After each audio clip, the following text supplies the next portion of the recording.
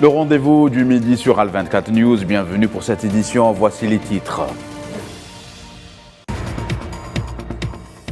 Le chef de la diplomatie algérienne, Ahmed Attaf, s'est entretenu avec l'envoyé spécial de l'ONU chargé du dossier libyen, Abdoulaye Bathily.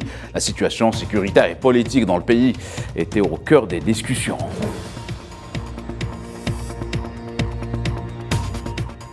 Au Maroc, une manifestation populaire est attendue contre la visite du Parlement sioniste à Rabat.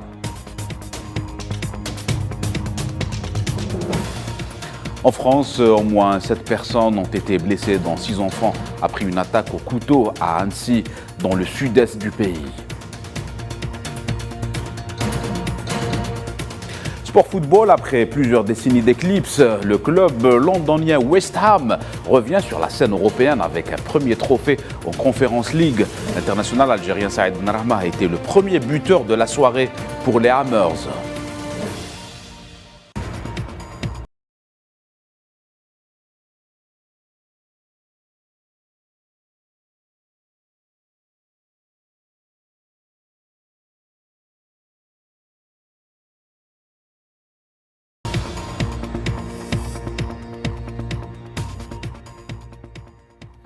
Voilà pour les titres. Bonjour à tous. Le président algérien Abdelmadjid Tebboune a présidé la cérémonie d'ouverture du colloque national sur la cybersécurité sous le thème « La stratégie nationale de cybersécurité pour une Algérie cyber-résiliente » organisé par le ministère algérien de la Défense. Abdelmadjid Tebboune a à cette occasion souligné que la numérisation est un enjeu fondamental dans la lutte contre la corruption et le développement d'un nouveau système de gestion visant à servir le pays et à réaliser l'intérêt public.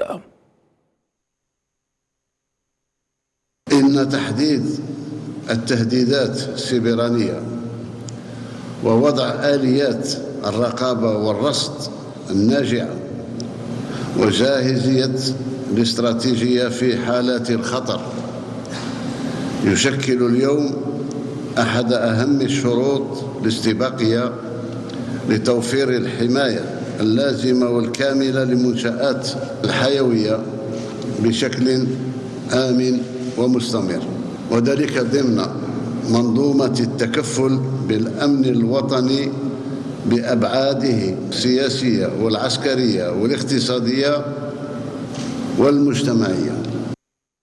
Le président algérien Abdelmadjid Tebboune a, dans un autre sujet, adressé une lettre au secrétaire général des Nations Unies, Antonio Guterres, après l'élection hier de l'Algérie en tant que membre non permanent du Conseil de sécurité de l'ONU. Le président algérien a déclaré dans cette lettre que l'Algérie aura une occasion renouvelée, après avoir assumé avec succès la présidence de la Ligue des États arabes, de réaffirmer les principes fondateurs de sa politique étrangère et de partager sa vision sur les questions à l'ordre du jour du Conseil de sécurité de l'ONU. Le président Tebboune a également ajouté que cette élection confère au pays une responsabilité particulière consistant à participer au processus de prise de décision visant à renforcer la paix et la sécurité internationale.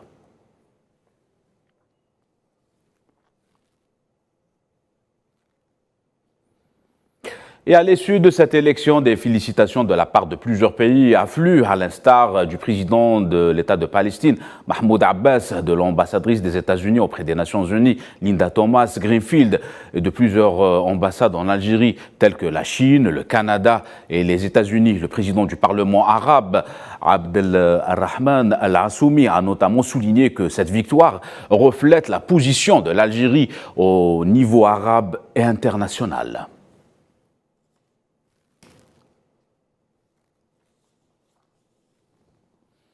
Le général d'armée Saïd Chinguereha et chef d'état-major de l'armée nationale populaire algérienne a reçu en audience ce jeudi au siège de l'état-major de l'armée nationale populaire M. Dimitri Chogayev, directeur du service fédéral pour la coopération militaire et technique de la Fédération de Russie.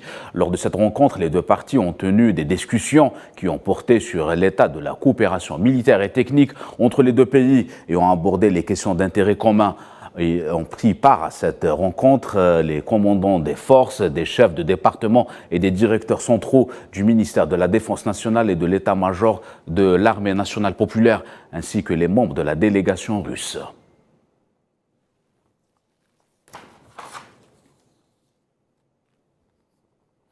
Le ministre des Affaires étrangères et de la communauté nationale à l'étranger, Ahmed Attaf, a reçu un appel téléphonique du représentant spécial du secrétaire général de l'ONU, chef de la mission d'appui aux Nations Unies, Abdoulaye Bathily, avec lequel il a évoqué les développements de la situation politique et sécuritaire dans ce pays. C'est ce qu'a indiqué un communiqué du ministère. Lors de cet entretien téléphonique, les deux parties ont passé en revue les développements de la situation politique et sécuritaire en Libye, à la lumière des efforts déployés par l'ONU pour que les parties libyennes puissent parvenir à une solution définitive à la crise. En restant en Libye, c'est finalement par un échec que se sont soldées les rencontres du comité libyen 6+6. Aucune signature n'a finalisé ces travaux, laissant planer de nouvelles discordes au sein des parties libyennes, alors que la manule ne ménage pas ses efforts pour une sortie de crise libo-libyenne. Tininan Makassi. C'est finalement une montagne qui accouche d'une souris. Le comité libyen 6+6 n'a abouti à aucun accord, jetant de nouveau l'incertitude quant à la tenue d'élections législatives et présidentielles en Libye avant la fin de cette année. Après 2 semaines de conclave, les membres du dit comité chargé de la préparation des lois électorales n'ont pas finalisé leur rencontre par la signature d'un accord comme annoncé préalablement ou tout du moins espéré. C'est une formule plutôt inhabituelle que le comité a adoptée, à savoir reprendre les discussions concernant l'éventuelle signature de l'accord final, un compromis qui fait vœu d'échec, ou tout du moins de la médiation qui a accueilli ces rencontres. Les divergences n'ont pas pu être atténuées, alors que le facteur temps presse l'ensemble des parties libyennes à en finir avec l'imbroglio institutionnel qui mine le pays depuis plusieurs mois déjà. Les points de controverse sont nombreux et pas des moindres. Ils sont principalement liés à des questions stratégiques et sécuritaires, pas seulement à des divergences logistiques. À titre d'exemple, le comité est composé de 6 membres de la Chambre des représentants et de 6 autres membres du Haut Conseil n'a pas tranché sur la question des binationaux et leur éventuelle candidature à la présidence du pays, ou encore le rôle de ces derniers au sein de l'institution militaire. Qui plus est, l'organisation d'un double scrutin législatif et présidentiel simultanément semble également poser problème.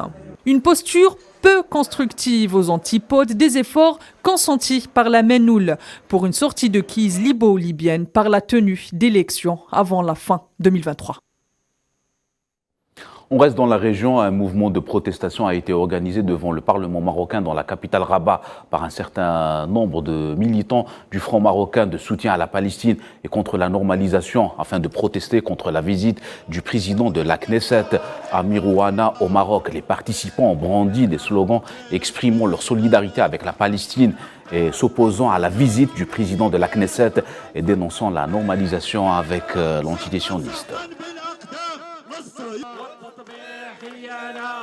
On ne peut pas accepter que le chef du Parlement israélien puisse venir ici en toute impunité, alors que ce Parlement israélien, c'est un Parlement d'extrême droite actuellement, un Parlement où dominent les fascistes et qui vient ici pour être reçu par le Parlement marocain.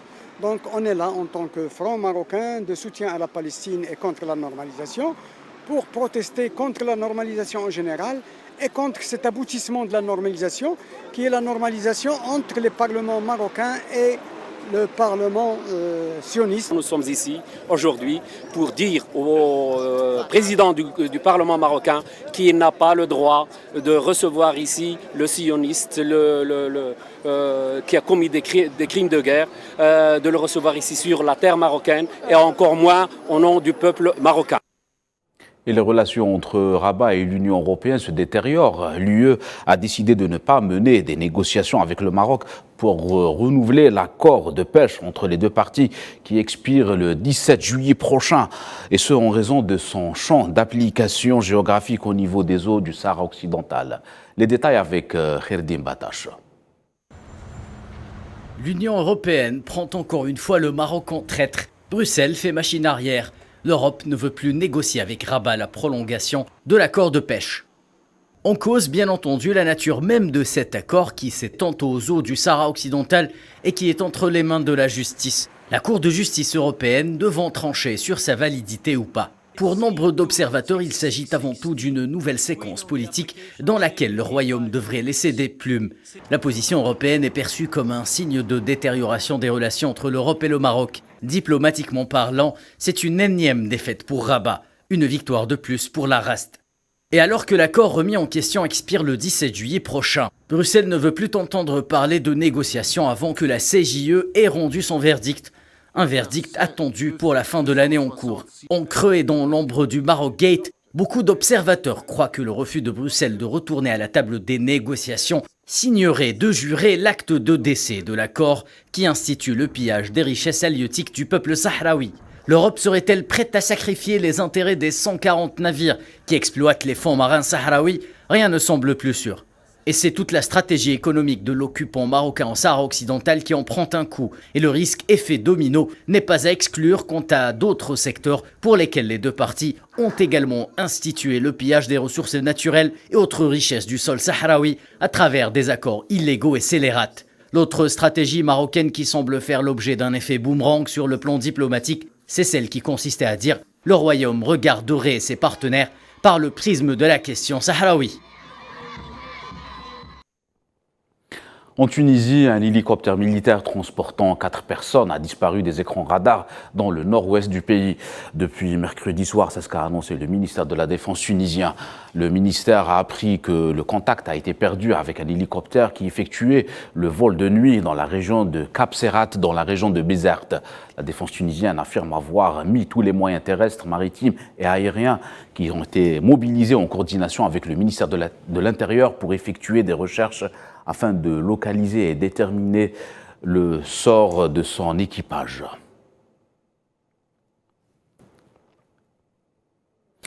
On reste dans le même pays. Des unités de la garde navale tunisienne ont récupéré 9 corps de migrants clandestins au large de la province de Monastir suite au naufrage de leur bateau alors qu'ils tentaient d'embarquer pour les côtes italiennes. C'est ce qu'a annoncé le porte-parole de la garde nationale, cité par la presse locale.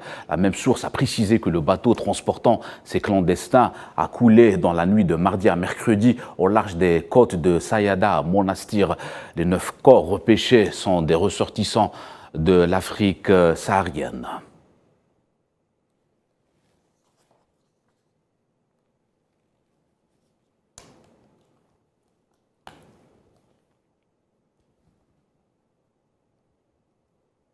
Nous vous le disions en titre, en France, une attaque au couteau a eu lieu ce 8 juin en plein cœur de la ville d'Annecy, dans le département de la Haute-Savoie, dans le sud-est du pays. Au moins 7 enfants seraient blessés, dont 2 en urgence absolue. L'agression s'est produite au Paquier, c'est un parc de 7 hectares situé sur les bords du lac de la ville. De nombreux secouristes, policiers et des militaires sont sur place pour la prise en charge des enfants et la sécurisation des lieux. On reste en France. Toujours une nouvelle motion de censure à l'Assemblée nationale a été annoncée par la présidente du groupe NUPES, Mathilde Panot, suite à la décision de la présidente de l'Assemblée, Brown-Pivet, de bloquer l'examen de la mesure d'abrogation de la réforme des retraites. La présidente de l'Assemblée a déclaré irrecevable l'amendement de rétablissement de l'article 1 de la proposition de loi du groupe centriste, abrogeant ainsi le recul de l'âge de la retraite à 64 ans au nom de l'article 40 qui interdit aux parlementaires de déposer des amendements ayant pour effet d'aggraver les charges publiques.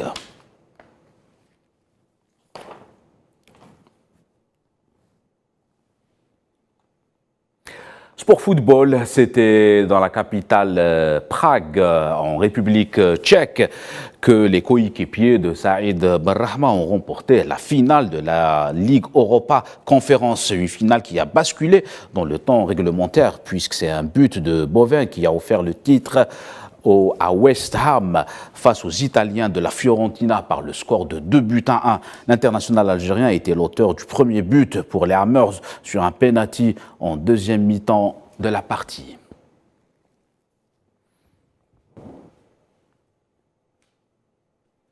Voilà, c'est la fin de cette édition. L'actualité continue sur Al 24 News.